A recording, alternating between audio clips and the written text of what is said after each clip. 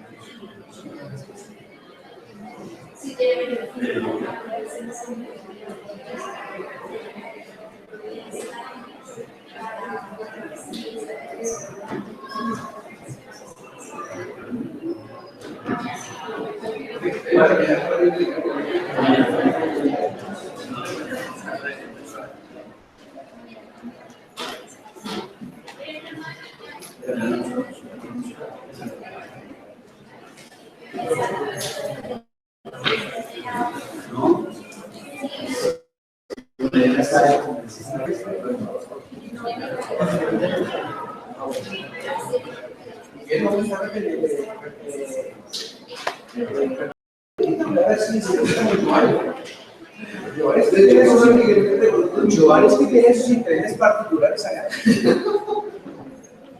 ¿Qué más?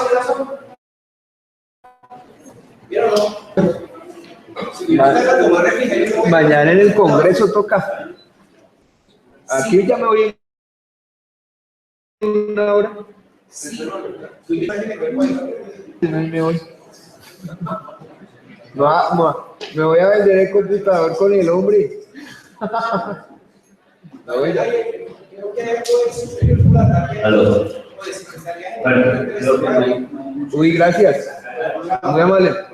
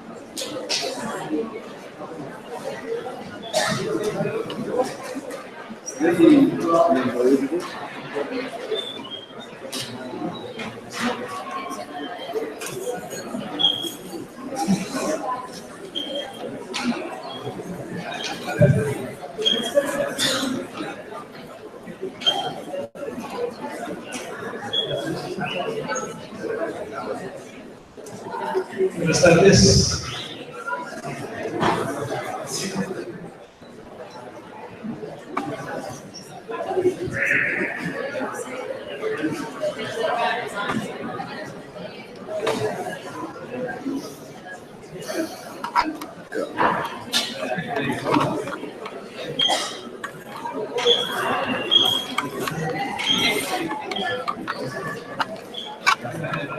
Bueno,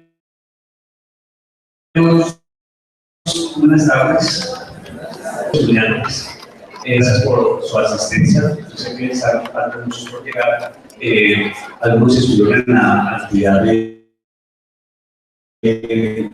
hoy en la nacional, ¿sí? Digo eso. Pues por falta de comunicación y de las dependencias,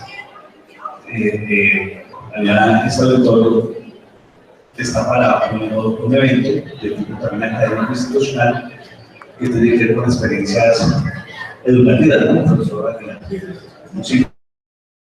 Entonces, la cátedra institucional, entonces, para el día de hoy, la dejamos postergada para que permitamos a que se queden acompañando las actividades del día de hoy. y miramos, reprogramamos la actividad del día de los miércoles. Voy a verificar con certeza de que no es el auditorio cedido a otro espacio, porque ya nos pasó también la semana antepasada, la semana de la biología, y también tuvimos que ceder el espacio. Entonces, pero cedimos, pero ellos se habían hecho la absoluta con la idea de que se considera que es un problema de comunicación. Entonces, los invito a que nos acompañen con la profesora Aguilar, invitado del día de hoy, ¿sí? Y les pido excusas por esta situación. Vale. Muchas gracias. Muchas gracias, profesor.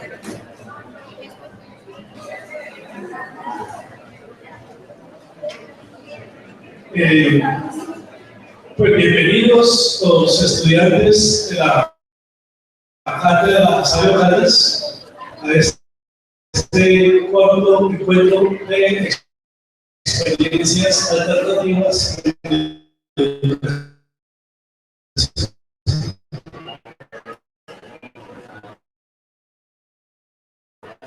Este encuentro con los países que congrega eventos.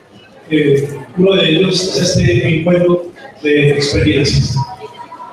Es muy grato contar con la presencia de muchos estudiantes que participan de la Cátedra Sabio Caldas,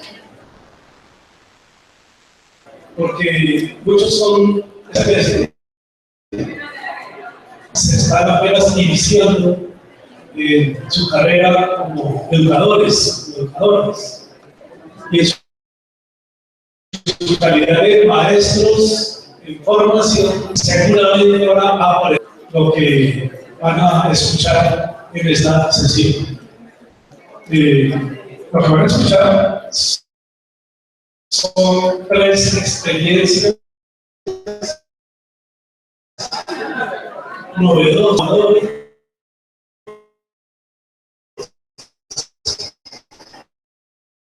en educación.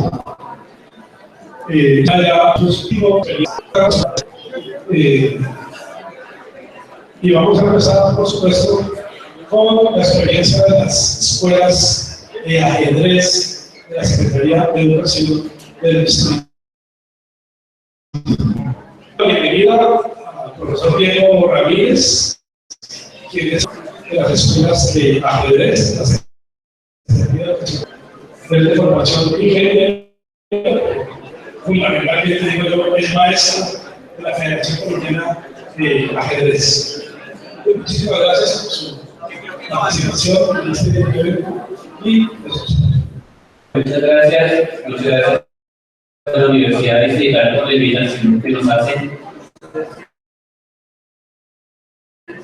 La gestión con las escuelas de ajedrez de la Secretaría de Educación y la propuesta innovadora para la formación de los chiquitos de primera infancia.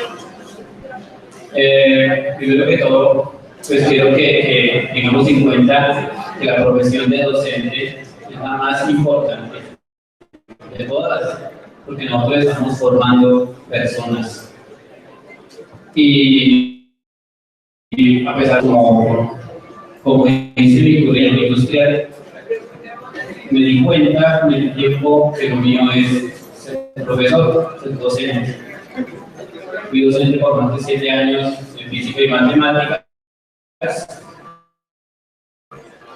Y me di cuenta de la docencia es encontrar una forma, no sé cómo los pedagogos, de que esos muchachos que tienen al frente entiendan, que esos muchachos comprendan y que con el ejemplo que les damos los formamos. Eso es lo que me parece más importante. Ahora, como docentes, lo dijo Paulo Freire, la educación es un arte en el cual nosotros estamos innovando constantemente y como docentes tenemos la obligación de hacerlo. A veces la educación no avanza como quisiéramos, precisamente debido a los métodos o a las didácticas que funcionan, pero en esta época ya no funcionan. Voy a pasar a darles un poco de las escuelas de ajedrez histórica, de lo que se ha hecho, de cuando empezaron. Este programa inició en el año 2009 como elección de bienestar estudiantil.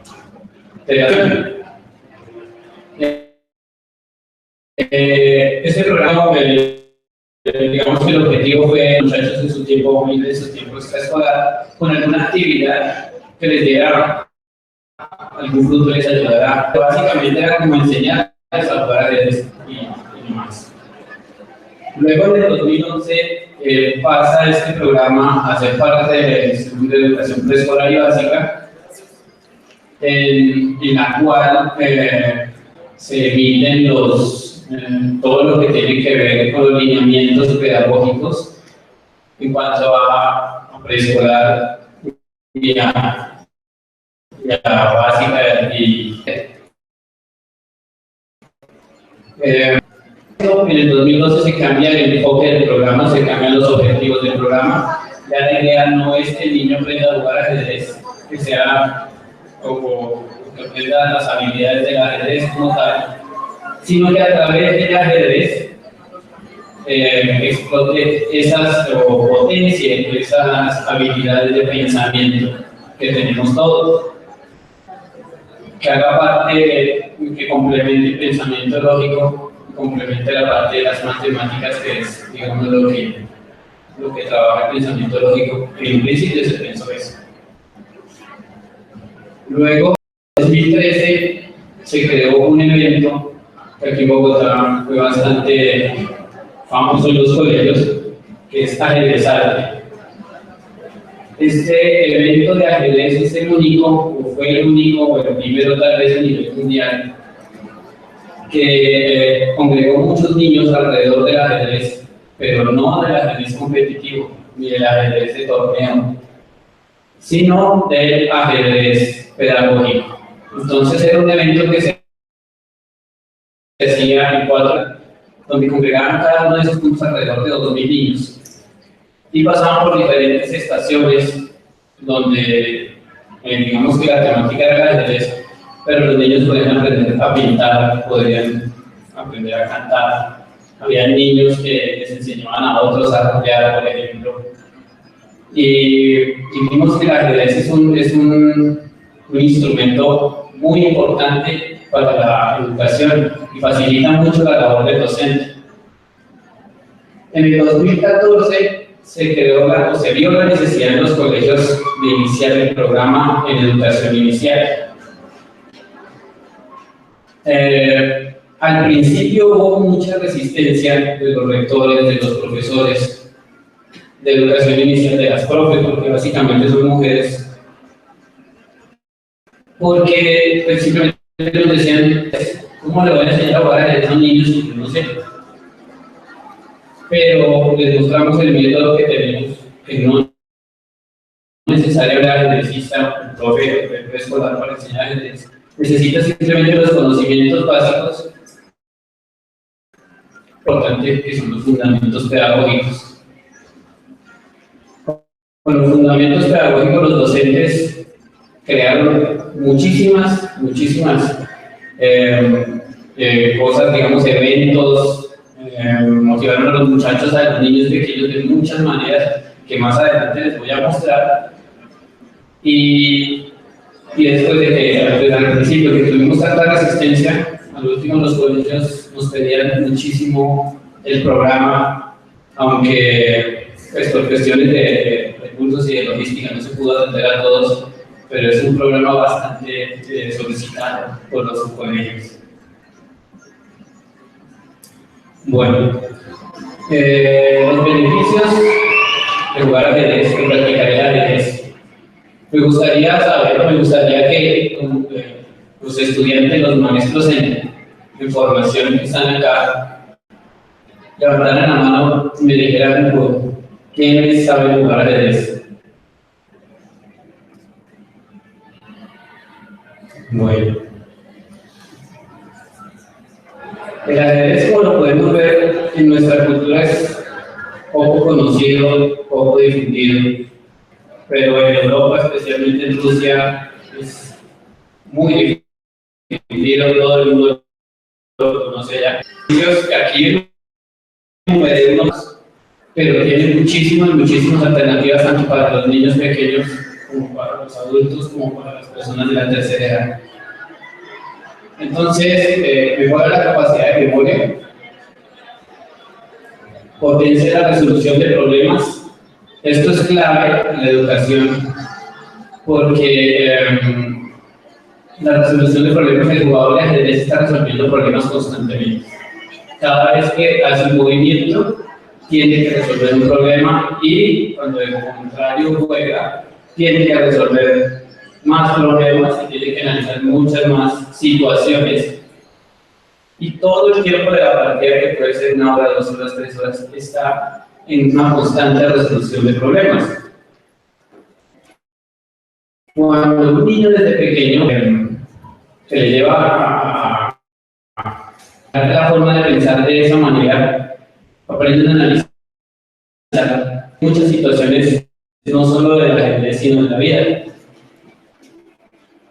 Deportistas, no es que seamos más inteligentes que los demás, ni que para ser un gran deportista tenga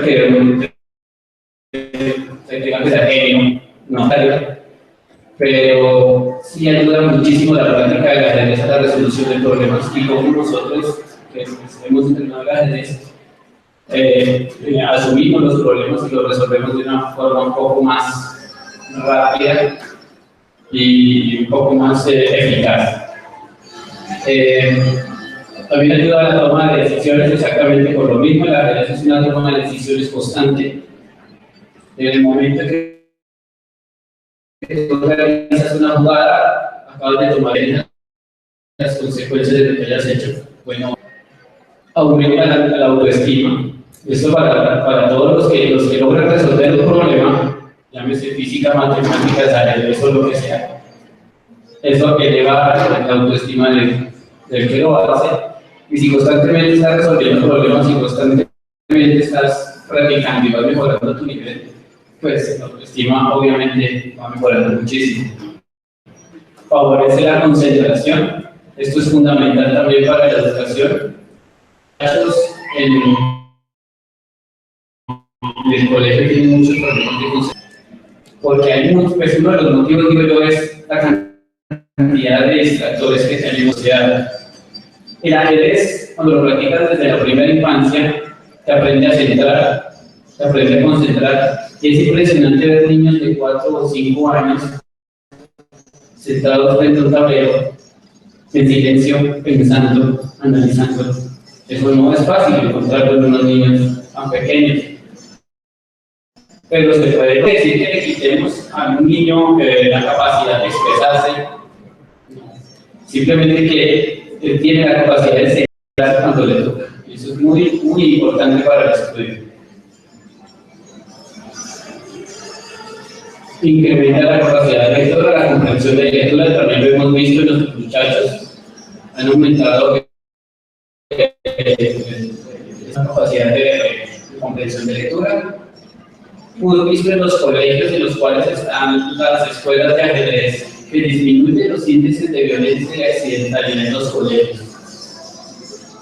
Bueno, primero porque en los descansos ya hay muchos niños de los que, pues como hay en los colegios, hay muchos estudiantes para las canchas que hay. Y resulta que cuando hay tanta aglomeración de niños en un espacio tan pequeño se presentan muchísimos accidentes.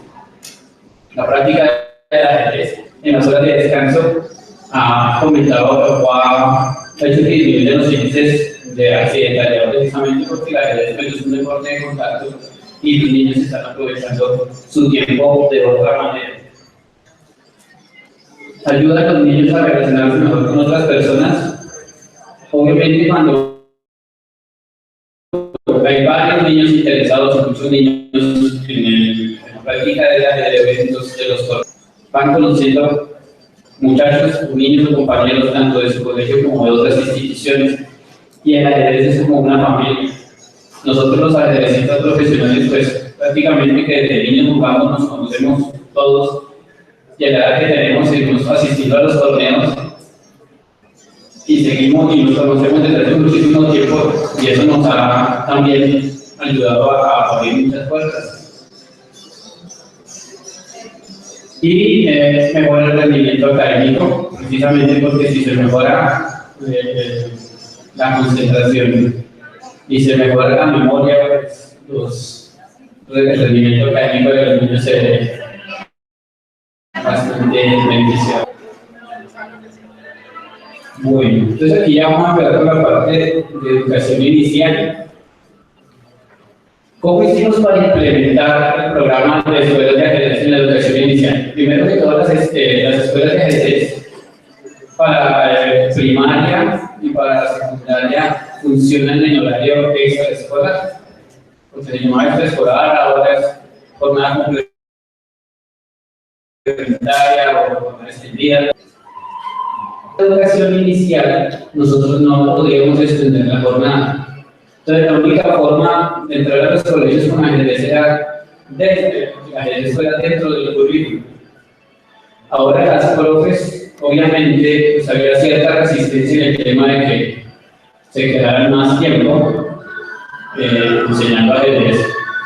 Y pues no tenía sentido tampoco tener los niños tan pequeños más tiempo en el tema del ajedrez. Entonces, lo que se hizo fue que con los docentes se curricularizó el ajedrez y se da durante una hora durante la semana, durante el horario que ellas tienen.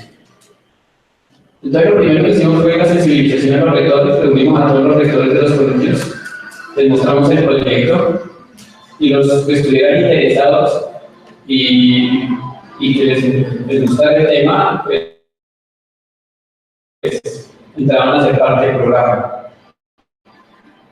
Esos colegios, que inició 11 colegios, se visitaron a los colegios, se habló con los docentes, allí escuchamos todas las inquietudes de los docentes al respecto, allí cuando empezamos a sensibilizarlos de que no necesitaban ser ajedrecistas para estar enseñando ajedrez, porque en nuestra experiencia, en un inicio, un paréntesis, en un inicio en las escuelas de ajedrez, nosotros contratamos ajedrecistas para atender a los niños en horario extraescolar. Un error con el tiempo, porque una enseña las jugadas, enseña la técnica, pero pedagógicamente no sabe manejar el grupo, no sabe cómo llegar al grupo. Y como era un grupo los grupos eran digamos, los niños van por su propio interés. En primera clase iban 30 niños, en la segunda clase iban 15, en la tercera 5 y al último terminaban los 3 interesados en el ajedrez. Y eso no podía funcionar de esa manera. Lo que hicimos nosotros en ese momento, contratamos pedagogos, contratamos licenciados, contratamos personas profesionales de la pedagogía, maestros y digamos los capacitamos en ajedrez, que fue mucho más fácil y nos dio unos excelentes resultados porque los niños estaban en su clase, les gustaba su clase y por su propio interés aprendían ajedrez sin necesidad de que estemos que los ajedrecistas se nos están formando los niños a través del ajedrez. Luego de las visitas a los colegios, se entregó material a los colegios que eran pues tableros de ajedrez, eran materiales didácticos como títeres, un tablero gigante donde los niños hacían sus obras de teatro, obras musicales alrededor del ajedrez, uniformes y unos pedos del ajedrez. Entonces el ajedrez enseñaba, los enseña en ocasiones de una forma lúdica, totalmente lúdica. Los niños están jugando, están cantando, los profes, bueno, ya las profes se vuelven expertas en ese tema y crean unas didácticas que la verdad son, que tengo en esto son impresionantes y día a día inventan algo nuevo y los niños son felices. Es importante. Luego se hicieron unas capacitaciones mensuales a los docentes, porque no es solamente ya dejar ese programa ya, sino estar pendiente de ellos y estar haciéndoles capacitaciones, porque los temas de ajedrez se tienen que ir avanzando y los profesores tienen que ir capacitando en eso. Y el acompañamiento constante de los docentes por parte. Entonces, la experta es la maestra internacional Adriana Salazar, quien se encargaba de hacer el seguimiento y más que seguimiento era acompañamiento a los docentes en el aula. Esto para que durante la estaba en la clase y si le podía hacer sugerencias al docente sobre cómo manejar su clase de ajedrez y cómo alcanzar los objetivos que se proponían. Aquí tengo algunas de las fotografías sobre los eventos de las escuelas de ajedrez. Entonces, a su izquierda están unos eventos que se llaman ajedrez en familia para los niños de primera infancia, donde los profes que hacen una puesta en escena o muestran su trabajo al final del año, se reúnen todos los padres del colegio y los profesores pues muestran su trabajo a toda la comunidad educativa. En la parte inferior del tablero gigante, como lo pueden ver, esto fue en un centro comercial, donde hicimos un evento de la Secretaría de Educación de los colegios de Ciudad Bolívar. Y las fotografías del centro pertenecen al evento que les enseñé de arte, donde los niños las diferentes estaciones, los de la foto del centro, ese evento se llamaba Ajedrez Humano, los niños con piezas de ajedrez y después era una familia. Estas son algunas de las producciones de los estudiantes y los docentes. Esos tableros que vemos allá los hizo una profesora, bueno, no los hizo la profesora, los estudiantes, la profesora de esos, y trabajaba sobre los conflictos a nivel mundial. Entonces, como pueden ver en esos tableros está el mapa del país que les parece que eso pues algo que se estaba leyendo. Pues no conocían absolutamente todo. Identificar las personas que participaban en el conflicto con las piezas, entonces decían las reinas, la hija, los reyes, el etcétera, etcétera. Lo mismo con el conflicto armado colombiano, que es también muy interesante cómo lo representan los niños. Esto pertenece también al evento de ajedrez en familia, lo que hacen los docentes con los niños de primera infancia. Bueno, también quería decir, este programa de ajedrez en primera infancia funciona en 11 colegios distritales, donde tenemos vinculados 72 y alrededor de 1.800 niños están beneficiados con este programa. Con las escuelas de ajedrez que funcionan, digamos, en horario extracurricular o jornada extendida, a 5.200 niños vinculados. Allí nos apoya la entidad Compensa, que es, digamos, el operador de la Secretaría en este tema de contratación de docentes externos. En este caso, nos toca trabajar con docentes externos en la mayoría de los colegios y trabajamos también con algunos docentes en horas extras, famosos del ajedrez, que están también trabajando en los colegios y nos ha dado excelentes resultados con los profes de planta, excelentes resultados, porque ellos tienen la ventaja sobre los otros que conocen el grupo, conocen el colegio, conocen sus niños y saben cómo llegar. Y como les decía, el fundamento o de las escuelas es formar personas y no. Entonces, eso básicamente era lo que les quería mostrar nuestras experiencias y quería mostrar el video de tenemos nosotros pues, para mostrarles para que vean más o menos lo que imágenes en el video de fuera de ajedrez que primero.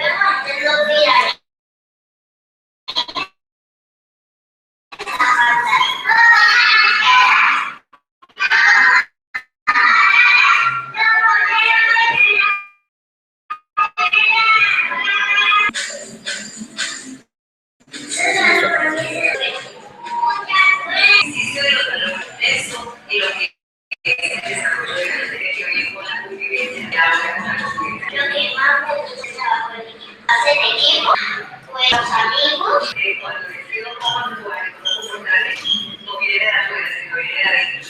Y todo lo que viene de adentro es una ganancia importante. Por eso desde pequeñitos estamos sembrando esta semilla. Debemos aprender a vivir paz.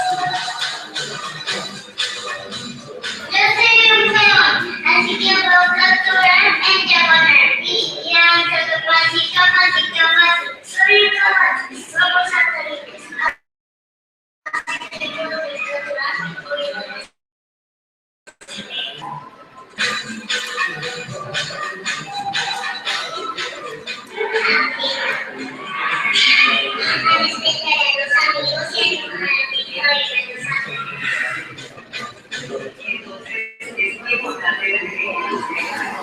Para distinguir lo que es un comportamiento del suave, las consecuencias que explican.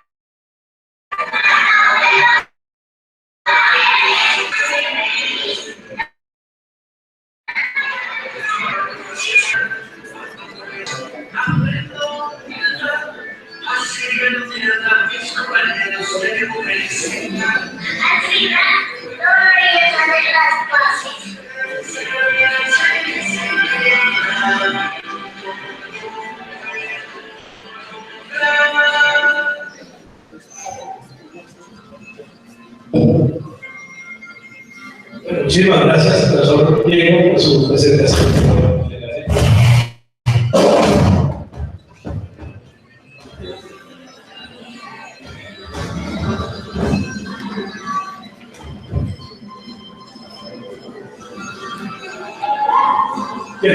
Si hay preguntas, comentarios, en el auditorio.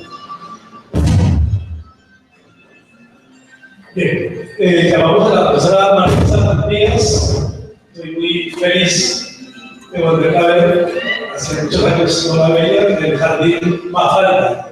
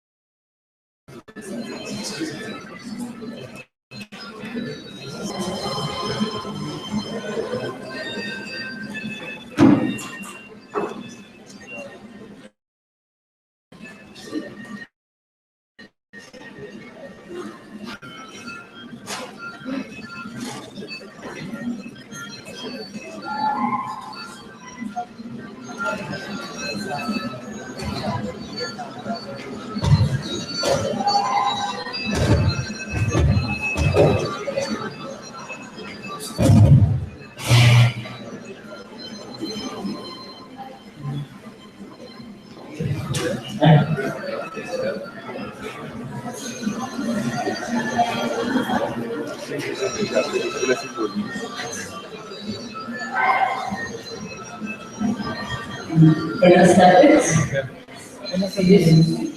Pues queremos primero que todo agradecer mucho la invitación. Estamos aquí con todo el gusto de compartir con ustedes algunos aspectos de nuestra experiencia. Vine acompañada con Luisa Becerra, que es profesora en Mafalda. Mafalda es una institución que fue fundada en 1975. Llevamos ya 40 y tantos años de trabajo. Este encuentro para mí es muy especial, muy significativo, porque en 1989 Juan Francisco estaba trabajando en él y junto con el CINER hizo un encuentro que se llamó Los Educadores Construimos un Futuro. Y Mafalda en ese entonces era como preadolescente, diría, en nuestra experiencia. Esa fue la primera vez que pudimos hablar con experiencias que nosotros veíamos como las experiencias ya bien consolidadas, como con Ramón Jiménez, con verdaderos contemporánea, pero nos reunió una cantidad de experiencias a conversar sobre lo alternativo. Entonces, 27 años después, volver a encontrarnos me hizo pensar mucho en qué es lo alternativo hace 27 años y qué es lo alternativo de nosotros 27 años después. De educación inicial ha sido un ejercicio muy importante que te agradezco mucho. Bueno, vamos a conversar un poco sobre esto de la alternatividad.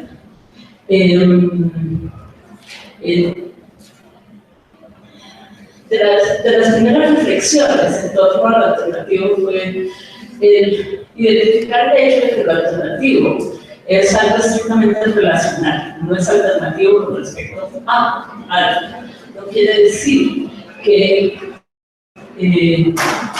no adquiera un estatus permanente de alternatividad. Nuestro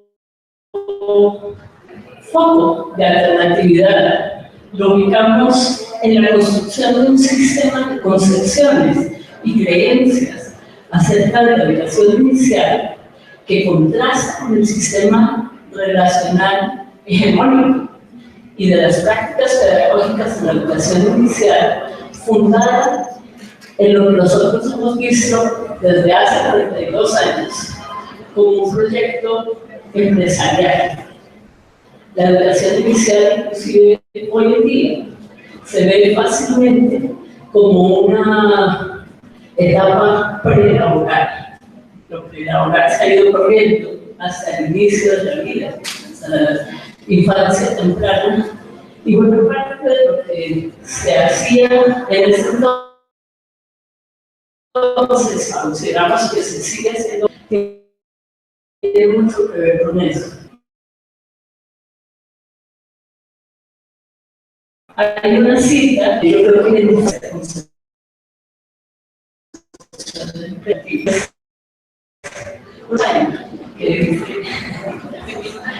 no debemos preguntarnos qué necesitas saber y conocer para el orden social, sino qué potencial hay en el hombre y puede desarrollarse en él.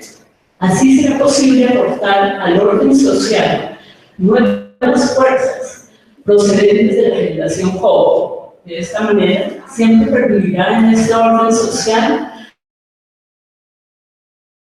lo que haga de hombres integrales que se incorporen al mismo, y no será de la nueva generación lo que el orden social quiere de ella. Y tal vez este es el transversal de lo que hemos buscado que sea alternativo en nuestro proyecto pedagógico. Ver qué hay en cada niño y en cada niña para aportarle a la construcción de la sociedad y no ver qué necesidad de esos niños y de esas niñas para educarlos de acuerdo a la sociedad. Y en una sociedad, por ejemplo, un momento en el que estamos, que decimos necesitamos construir paz, entonces eduquémonos para la paz. Sino, ¿qué traen ellos consigo para entenderse como otros? ¿Cuáles son las investigativas que hay una voluntad que nos realiza, que se manifiesta de diferentes formas y cómo podemos apoyarnos en ella? Ya concretamente lo alternativo en nosotros se da especialmente en los años 70 y 80, ante la ausencia de perspectivas y enfoques definidos acerca de la infancia, de derechos, de sociedad, de integralidad, aprendizaje, educación y cultura, diversidad, psicología humana. Lo que hemos buscado hacer es una educación para el desarrollo humano que sitúe las relaciones sociales y el niño en el centro. Ante la concepción de desarrollo infantil homogénea, unilineal y una pedagogía conductual, buscamos una pedagogía viva, dialogante y participativa. Un proyecto pedagógico centrado en el juego de expresión.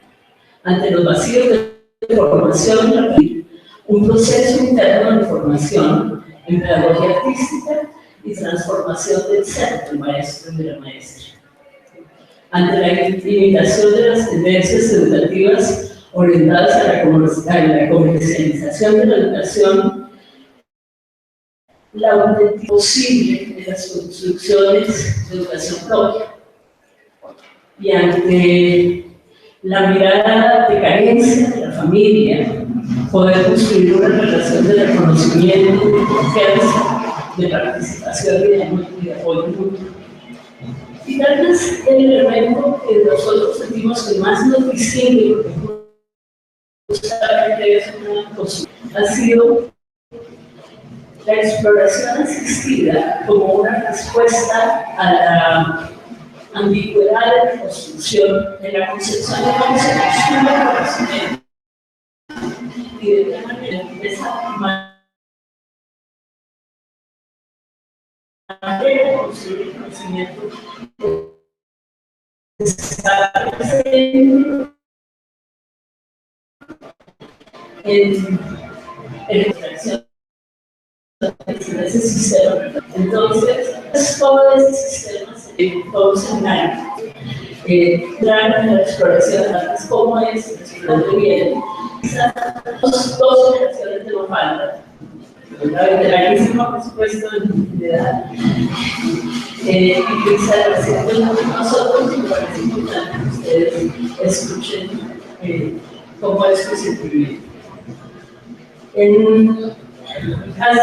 Digamos, cuando iniciamos el proyecto pedagógico, Bueno, pero quisiera decir una cosa antes con respecto a la alternatividad, es la complejidad que implica ser alternativo, crear un sistema alternativo que habita dentro de un sistema.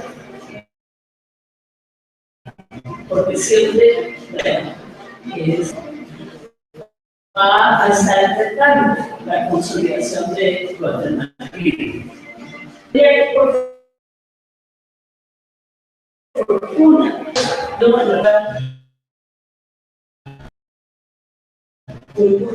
para determinada y era muy importante en nuestro caso. En este momento ya las bases curriculares están casi próximas a salir de norma del Ministerio de Educación, vamos a ver de qué manera nos afectan las bases curriculares. Nosotros, uno de los referentes importantísimos de la experiencia era lo que estaba sucediendo en los años 70.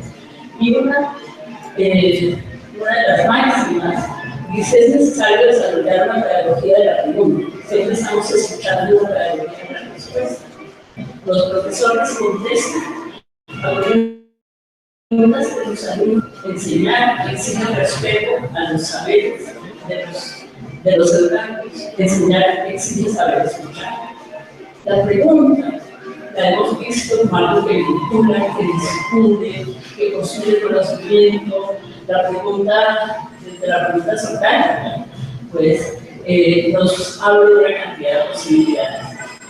Ya teníamos una relación con la pregunta cuando en los años 90, a comienzos de los 90, yo tuve que continuar mi trabajo de cambio en el Bauqués. Yo soy antropólogo y he trabajado todo el tiempo en los dos campos. Por fortuna hoy en día existe este campo que es el de antropología de la infancia y de antropología de la educación, y la pareja voy tranquilamente entre los dos.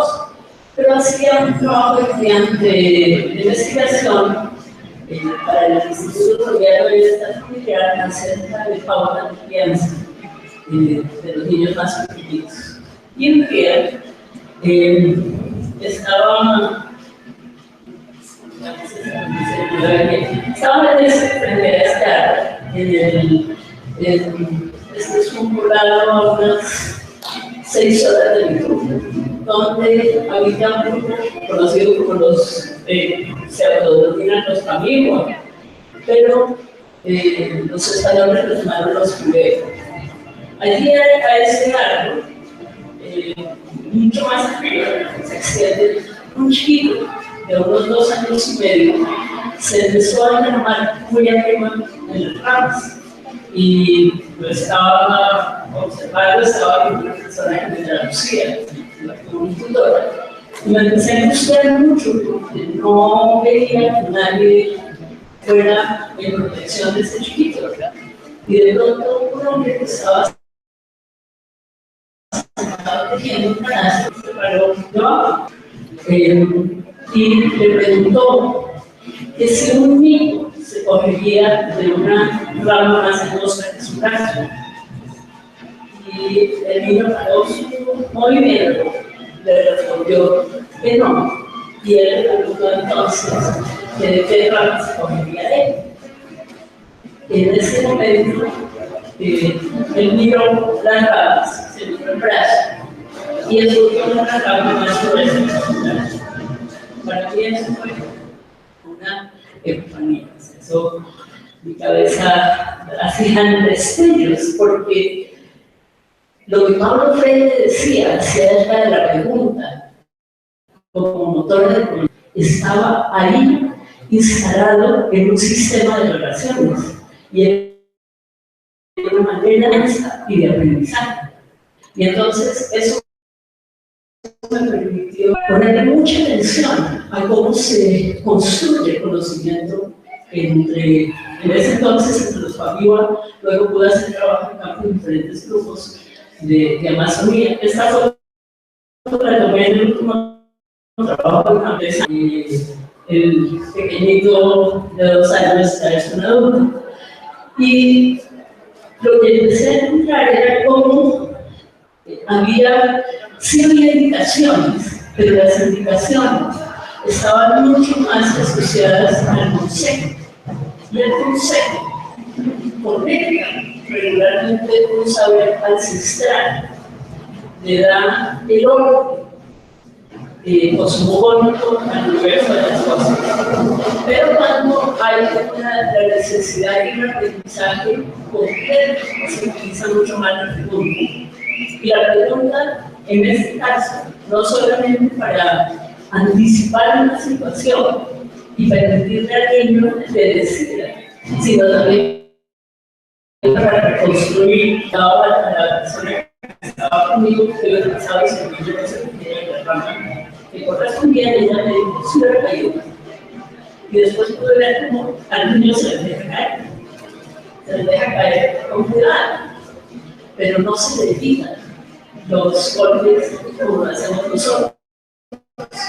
Y a la construcción, donde él o ella encuentran, extraen de todo esto sus aprendizajes. Digamos que lo que en términos pedagógicos estaba detrás de lo que él hizo, de lo que ese hombre hizo con el niño. Me pareció particularmente significativo porque ese señor tenía que saber que el niño conoce los niños.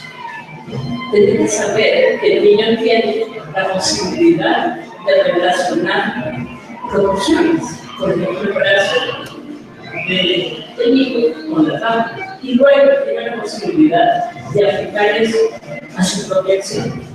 Es un conjunto de lo que hacemos en pedagogía para poder empezar con ello. Entonces, con todo ese trabajo, empezamos a montar un poco más de lo que significa el juego como una exploración y darlo espontáneo. Estos son niños allá en Piramidí, donde ustedes había un juego de 2 chiquitos, 3. Le estábamos dando a mecerse con esa rama, el más pequeñito, él no logra alcanzar las ramas de los niños más grandes, pero hay una cantidad de niños, empieza a darse una cantidad de posibilidades, pero lo más interesante en este asunto era el diálogo entre ellos. La chica mayor no le decía qué hacer, lo hacía como modelo, pero le preguntaba a él. Ella ya sabía preguntarle de esa manera, como este hombre le preguntó al niño acerca del niño y del rango. Entonces se empieza, y es una manera muy diferente de estar juntos en el juego y de estar juntos en el proceso de aprendizaje. En fin, los niños en el papel, los niños acá, sabemos que las explorar y hacen de la exploración una experiencia que se vuelve significativa para ellos. Es tremendo lo que ocupamos con esa reflexión que nos daba Pablo Freire y bueno, otra cantidad de teóricos, Luis Goss, Pedagogía de Adelante, Oski y muchos autores, para luego llevarla al trabajo de normal. Entonces, ¿qué significa? Quisiera que Luisa les cuente. Asistir a la exploración por la observación, la escucha, la pregunta, en un diálogo constructivo. Bueno, pues como Walter decía, yo soy compañera de tercer año, integrando a este gran proyecto que se ha utilizado durante 30 años. Y precisamente ser maestro de institución de un proyecto proyecto es dando posibilidad de sí mismo, no de un prototipo estereotipo de maestro, pero sí de algunos desaprendizajes que no es desconocido para los que somos estudiantes, hemos sido estudiantes, que mucho de lo que uno aprende en la academia, acá se replantea, no se desecha por completo, pero se replantea de alguna manera. Y eso pasa normal, y pasa constantemente. Entender la pregunta no desde el lugar interrogatorio, buscando la explicación del niño, que respondan las preguntas de manera constante, de alguna manera que se va dando en la misma lógica. Entonces, por supuesto que también como colegas seguramente de muchos de ustedes, también estudiantes de nuestra todo el sentido crítico, construir constructivo del conocimiento que es poder activos en la formación de un proyecto y un conocimiento, pues es que es una de las herramientas de nosotros para enfrentarnos a un proyecto como estos. Sencillamente encontrar en esta forma de relación otra manera de estar con el paciente, no solamente acompañar todo lo que significa, solamente asistir, sino traspasar esas barreras y poder construir conjuntamente. Es la escucha, la pregunta, la observación, pues de un modo, si quiere, innovador y alternativo.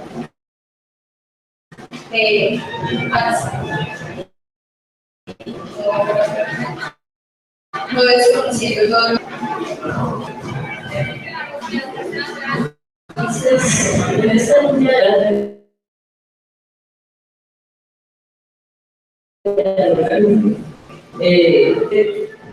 entendemos que el Ejecutivo está unado con las voces de sujetos que son coautores de lo que se construye en el diálogo. El diálogo no es obsesivo, el diálogo en la infancia surge y retorna a la exploración del entorno, el juego, la expresividad, la creación. Todos, estos dos niños, todo lo que están descubriendo al poner sus pies el uno contra el otro, todo lo que podríamos preguntar, no porque nosotros queremos que descubran, sino para poder entender ellos que están descubriendo y qué quieren hacer con eso. Esa construcción que hizo el niño de creativa es una construcción de bichos que hicimos del Parque Nacional. Y tiene toda una historia, tiene una propuesta, tiene una cantidad de asociaciones, de inferencias, de procesos, de operaciones, por supuesto que están aquí presentes. Y verdaderamente mucho más que nosotros podemos hacer.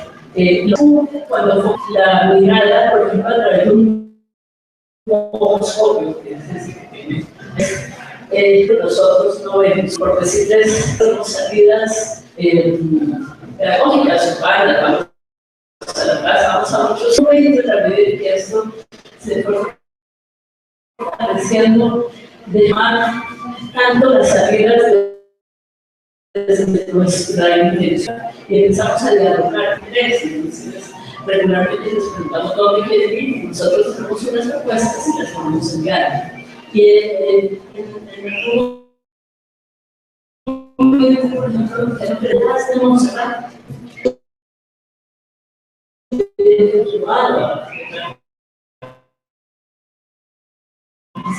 si no lo llevábamos a Montserrat,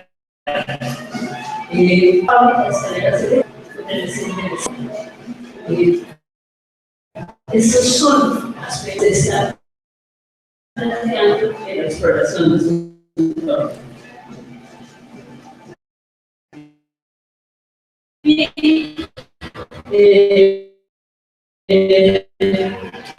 Por ejemplo, esto puede ser algo para que haya escucha, para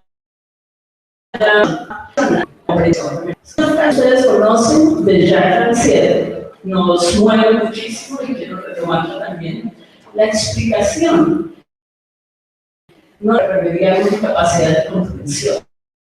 Todo lo contrario. Es la ficción que estructura la concepción. El explicador es el que necesita la incapaz y no al revés. Es el que se constituye el incapaz como tal. Explicar alguna cosa a alguien es primero demostrarle que no puede comprender por sí mismo. Antes de ser el acto del pedagogo, la explicación es el mito de la pedagogía, la parábola de un mundo dividido en espíritus sabios y espíritus ignorantes, espíritus maduros e inmaduros, capaces, inteligentes y estúpidos. De Jacques Rancière, maestro. Esto, dejar que no haya muchas explicaciones y dialogar para aprender juntos parecería sencillo, pero ha sido todo un proceso muy complejo. Allí, quizá, les puede contar estos ambientes y esa actividad. Bueno, evidentemente,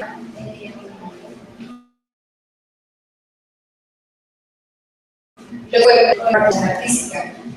Eso quiere decir que nos movemos en todo lo que el arte significa, no como técnica, no como enseñar o educar artistas, sino en aprovechar todo el potencial del arte para generar ambientes que les permitan a ellos ser simplemente poder socializar, poder ser conjuntos, de tal manera que precisamente en ese día y niños construimos conjuntamente escenarios en los que se pueda lo que a veces parece imposible.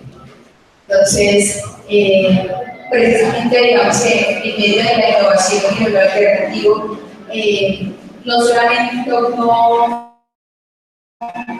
simplemente me dejan hacer el niño, y poder conjuntamente construir pues, escenarios múltiples, problematizar un asunto, poder ir más allá de lo que parece evidente.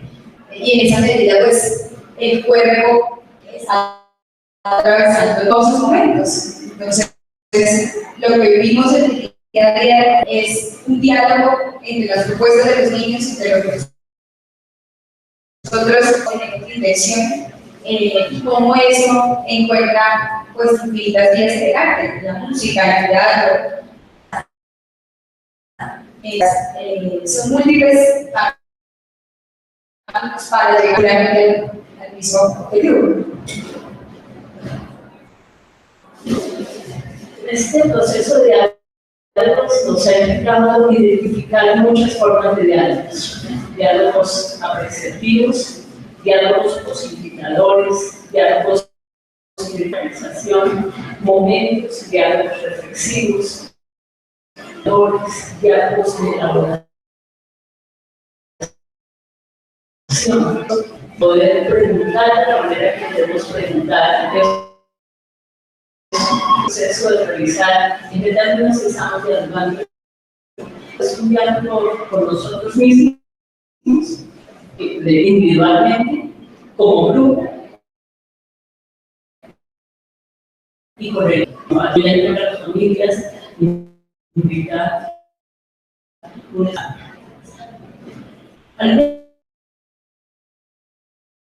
algunas veces nos significa preguntar qué significa asistir en la pregunta, de qué y de qué manera preguntamos. Unas nos han hecho sentir bien, y preguntas nos han molestado, dio crecer.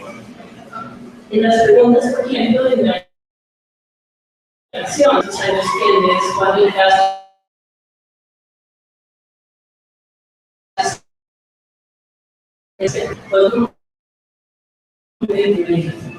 La pregunta puede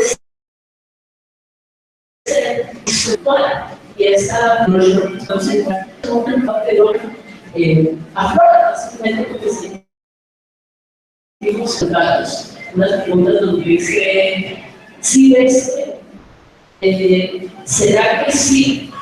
No te dije qué. Entonces yo estoy preguntando, pero estoy conduciendo por esa pregunta. A diferencia de preguntas como ¿qué sucede? ¿Cómo te sientes? ¿Qué puedes hacer? ¿Cómo? Y hacerlo en las situaciones apremiantes, en las situaciones, por ejemplo, de confrontación entre par de niños, en resolver pues, dificultades no es sencillo, es un aprendizaje constante. Bueno, este es un esquema de lo que vemos que los niños exploran del mundo con la realidad de sí mismos, sentidos, movimiento, diversidad, cuidados, comunicación, expresión, asuntos, tenemos que derivan a otras expresiones y que ponen en constante exigencia nuestra cultura. Yo siento que personalmente, y sirviendo de organización para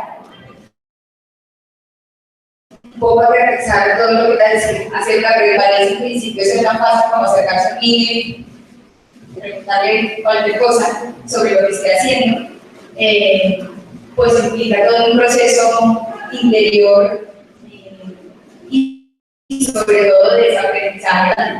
En esa medida, ir más allá de la pregunta que busca una respuesta sobre un color, sobre una forma, sobre el tema de lo que está haciendo, es lo habitual en nuestro día a día en Capal.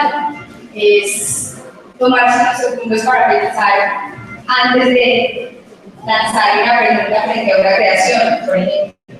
Es que nos muestre su dibujo con toda alegría, que de nuestra parte haya más allá de que lindo está.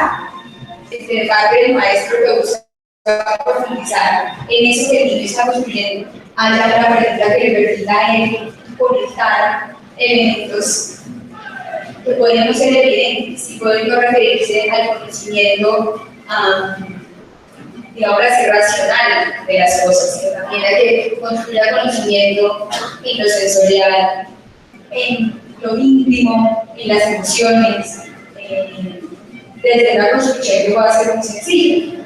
Entonces siento que es una tarea diaria. Es muy interesante ese efecto que esta forma de relación tiene sobre los niños y sobre la manera que ellos mismos preguntan. Como les decía, el caso de la niña con su hermanito, con el que está jugando. Hay varias teorías de la psicología que dicen que los niños a cierta edad están en la fase de por qué, y empiezan a preguntar todo el tiempo por qué. Nuestra investigación incipiente, no son registros demográficos importantes. Lo que hemos recopilado es como eso se da muy poco, sino hace mucho más complejas, asociativas. Y empezamos a deducir cómo es que ese por qué viene de que a ellos les preguntan por qué, cuando se están empezando a marcar límites. Esto no lo debes hacer. Y lo asocian mucho con eso que llaman también la etapa del no. Él empieza a decir que no a todo, dice no a cantidad de cosas que empiezan a decir no hagas, no hagas. Y si lo hacen, ¿por qué lo hiciste? Entonces responde de la misma manera. Aquí encontramos que esto se da muy poco. Aquí hay procesos muy interesantes de documentar, de ver el potencial del diálogo que está sucediendo entre ellos, de ver cómo en ese proceso hay un aprendizaje también colaborativo, relacionado, y ya se están resolviendo una cantidad de situaciones que están creando a partir de ello, que implica la posibilidad de cogerlo como un insumo investigativo, la manera de contemplar una obra de arte es una manera propia. Y algo ya para cerrar, es cómo transformamos personalmente en esa experiencia, ya que la conexión, entender lo que sucede, el hecho, pero entender lo que me acontece. Ahí tomamos muy de referencia a otras películas de programación de experiencia, lo que acontece, lo que me acontece, el significado de lo que me acontece, como lo que lo hace experiencia, y poder identificar los egos dominantes que aparecen en esa relación para desde aquí reconstruir los hechos, reconocer el conocimiento de las respuestas emocionales. Es muchísimo sobre las emociones con fuerza interior para todos, las familias, para nosotros mismos, que necesita angustia para analizar, para desculpabilizar. Que el amor con lo esencial de nosotros mismos sea la mayor fuente de fortaleza para esa conexión, para poder elaborar estas preguntas y mantener un equilibrio centrado y con los fortaleza y poder explicar. Sentimos que está en buena. Yo siento que si un elemento de transformación hemos iniciado, o no iniciado, sino profundizado más bien este último año, no falta, es poder entender que la exploración asistida también tiene un lugar en nosotros, y explorarnos asistidamente a nosotros mismos en lo que implica el día a día de convivencia con los niños en el aula, significa que cuando algo se presenta, tengo la claridad y la responsabilidad de identificar eso que mueve en mí. Y eso, cómo eso que mueve en mí me lleva a un modo u otro de reaccionar frente a la situación. Y por supuesto que cotidianamente se viven un montón de experiencias al tiempo, pasan mil cosas a la vez en el aula, pero en el momento en que como maestros siento que es un elemento vital, si se quiere de síntesis de lo que hemos estado conversando, es poder identificar con claridad qué es lo que sucede, qué es lo que acontece, pues precisamente como se acontece, tiene un efecto en la forma como yo doy respuestas de los que quisiera. No es un proceso para nada sencillo, no es un proceso que se viva de la noche a la mañana, pero que sí implica cambios no solamente en el rol como docentes, sino en la actitud que asumimos frente a la vida. Y siento que si hay algo innovador en el proyecto de Mofalda es precisamente eso, que no solo transforma el rol, la manera de educar, la forma de construir el conocimiento, sino que también transforma vidas. Entonces, siento que eso es un elemento que tiene un peso pues importantísimo. Allí estamos en este proceso inventando los reinos. En este momento, ser alternativos, por ejemplo, ante las pautas de la educación para el siglo XXI, es muy interesante. Fuimos sobre cómo cuando ustedes llamaron ese libro Los Educadores Construíamos Futuro, hace 27 años. Mucho de lo que planteamos en ese momento hoy está recogido por la UNESCO como la educación del siglo XXI, una educación integral que conecta el saber con el ser y con el hacer. Y estamos hablando de eso, y realmente creo que en ese sentido hemos construido un futuro. En este momento,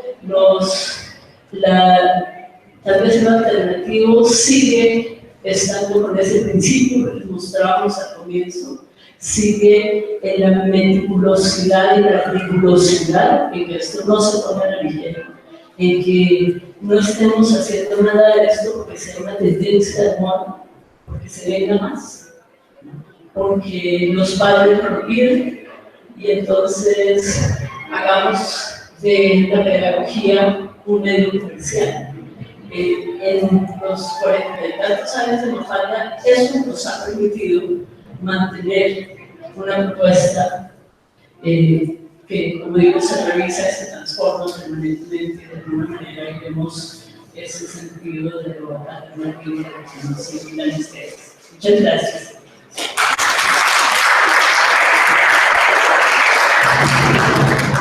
Muchísimas gracias, Marita. Muchísimas gracias. Pues yo quiero hacer un comentario y es el siguiente. Hace 27 años y hace 30, 35 estábamos en medio del fragor del movimiento pedagógico. En ese momento, el movimiento pedagógico tenía una serie de actores y estaban los innovadores que estaban apostando con mucho entusiasmo, con mucho ímpetu en la práctica. Y también estaba el magisterio organizado sindicalmente, el CODE, en fin, estaban las ONGs apoyando este proceso, en fin. Y luego ocurrió la Ley General de Educación. Pues para muchos, para algunos, la Ley 115 de 1994 representó las de victoria, pero lo cierto es que la Ley 115 de 1994, que para muchos el CODE, realmente representó mayor logro del movimiento pedagógico, terminó desvertebrando mucho lo que se venía haciendo. Lo que siguió en la historia fue la aplicación de la ley.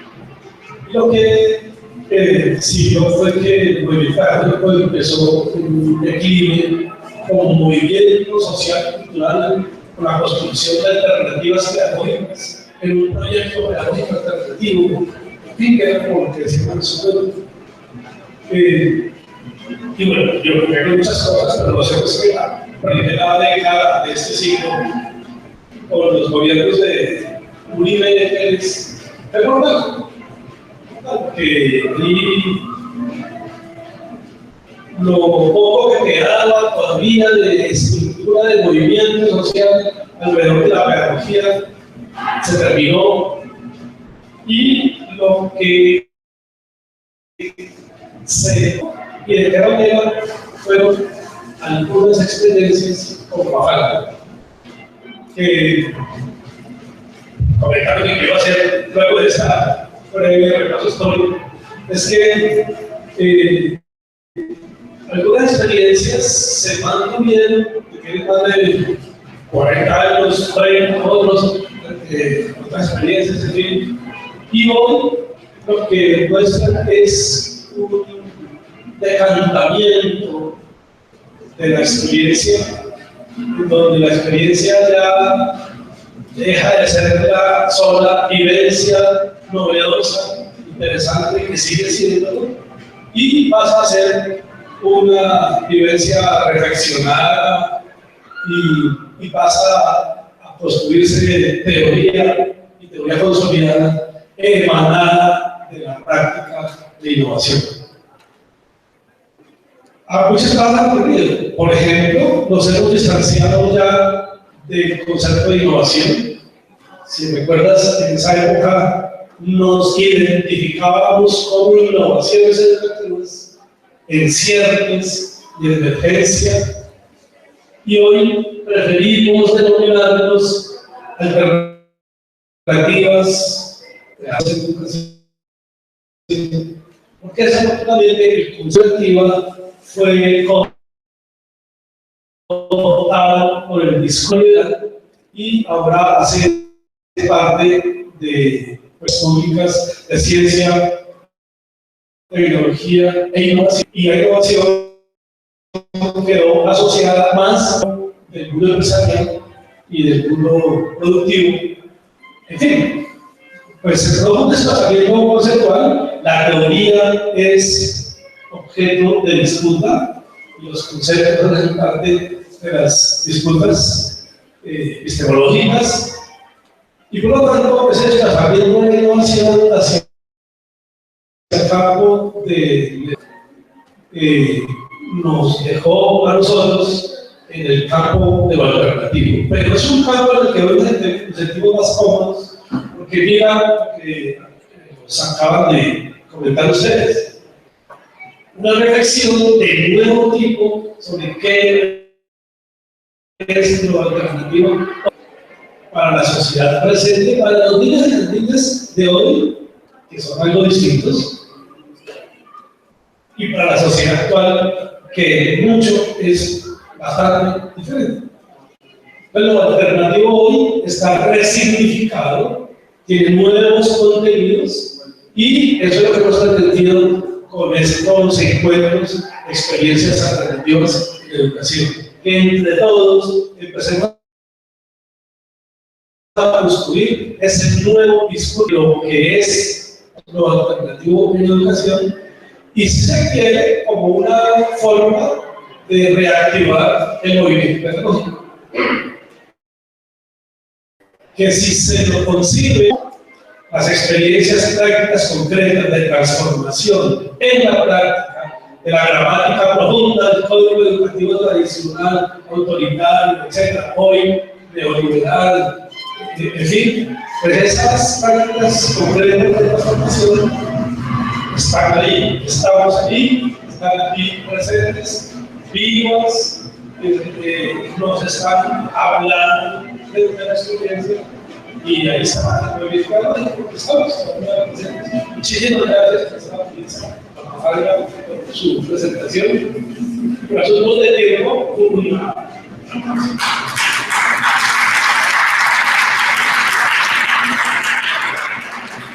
inmediatamente le damos la palabra al profe Hermes Reina, que viene acompañado de la profesora de la institución educativa distrital en Esquí, un colegio distrital que nos viene a presentar una interesante experiencia de educación rural de Bogotá.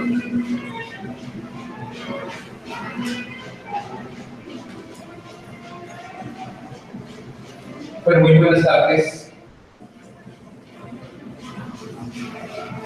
Los pongo en contexto el Colegio Distrital Técnico Urbano de Espino. Es uno de los colegios emblemáticos de la localidad de Bogotá. Y la acción de innovación en primera infancia y en todos los demás niveles educativos corresponde a cerrar la brecha entre la educación urbana y la educación rural. En este sentido, es bueno que tengamos en cuenta que la población rural pues, responde a unos intereses diferentes, entonces debemos tener en cuenta la educación de la diversidad. Tiene unos saberes distintos que son de la base del conocimiento de los niños, y el docente y la institución educativa pues, debe responder a esas necesidades contextualizadas de la población de la ruralidad. Entonces, en el Colegio Distrital Técnico Rural de Espino, las acciones se enfocaron en los centros de interés de la población rural. Y tuvimos en cuenta lo siguiente, es decir, ninguna de las generaciones presentes ha nacido ni ha vivido dentro de un contexto de paz en este país. la población rural de El Destino y la zona rural de Usme es una zona de alta influencia del conflicto armado y de los actores armados de ese país, considerando la parte del páramo de Sumapaz, que era un corredor de paso de los actores armados. Entonces la población civil de alguna manera tenía que ver con el conflicto que se desarrollaba en este país. En este momento, por ejemplo, estamos formando generaciones que aún nacieron dentro del tiempo o de la línea de tiempo del conflicto armado. Y así va formando ya las generaciones que van a nacer de la etapa del. Esto es muy importante para un contexto educativo. Miren, los niños de la ruralidad tienen algunos conocimientos muy bien formados que no los tienen los niños de la zona urbana. Por ejemplo, ellos tienen claro, completamente claro, que la leche no sale de la nevera. Ellos tienen completamente claro cómo termina. Ellos tienen claro dónde están y qué función cumplen en nuestro territorio y en el ecosistema. Conocen, pero en otras cosas, la población estudiantil del sector urbano pues nos lleva ventajas y la idea es cerrar la brecha. Por eso, el equipo y sobre todo el equipo de primera infancia ha enfatizado mucho en involucrar los centros de interés y dentro de esos centros de interés algo que llamamos destinarte para la paz. Destinarte para la paz nos fija en actividades lúdicas que nos permiten trabajar en equipo, que nos permiten desarrollar actividades compartidas, despertar el interés y ante todo en ese trabajo en equipo tener unas buenas relaciones entre los actores del equipo. Eso es fundamental y por eso en el desarrollo de las actividades culturales, de las actividades de tipo, digamos, cultural, los niños de mejorar su comunicación tienen la posibilidad de construir y tienen la posibilidad de construir también normas de convivencia que les sirven para la vida. Y en ese trasegar, el Colegio del Destino en su conjunto ha construido un eslogan que nos permite convivir y vivir a futuro, y se dice: nuestro destino es convivir en suma paz, haciendo un poco la alegoría a que estamos junto al páramo de Sumapaz. La profe Francis Gutiérrez, que es una de las profes de primera infancia, y que aquí con ella quiero hacer el reconocimiento a una mujer